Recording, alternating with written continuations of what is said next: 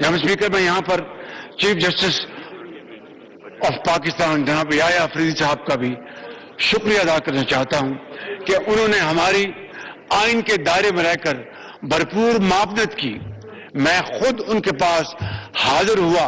اور ان سے کہا کہ عدالت عالیہ میں، عدالت عظمیٰ میں اور لوور کورٹس میں ہمارے جو ریونیو کے جو کیسز ہیں 10 سال سے لٹکے ہوئے ہیں، اور انہوں نے کمال مہربانی سے انہوں نے اس کا نوٹس لیا جناب اسپیکر.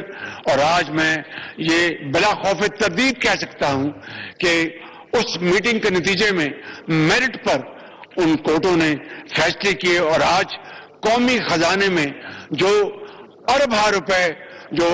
بالکل معلق تھے وہ آج قومی خزانے میں آ چکے ہیں. تو میں چیف جسٹس پاکستان یحییٰ افریدی صاحب جو کہ ایک بہت نیک نام چیف جسٹس ہیں اور ان کی ریپوٹیشن انتہائی شاندار ہے، اور میں سمجھتا ہوں کہ ان کی جو مدد ہمیں ملی، میں چاہتا تھا کہ آج میں ان کا اس فورم کے حوالے سے شکریہ ادا کروں، اور اس بات کی بھی وضاحت کرنا چاہتا ہوں جناب اسپیکر کہ سپریم کورٹ کے chief justice he judicial commission of Pakistan, supreme judicial council اور لا اینڈ جسٹس کمیشن جیسے اہم آئینی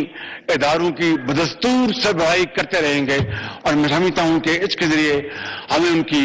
گائیڈنس ملے گی، اور ہمیں اس حوالے سے ہمیں ان سے جو مطلوبہ مدد جو ہے وہ گائیڈنس ہمارے شامل حال رہے گی.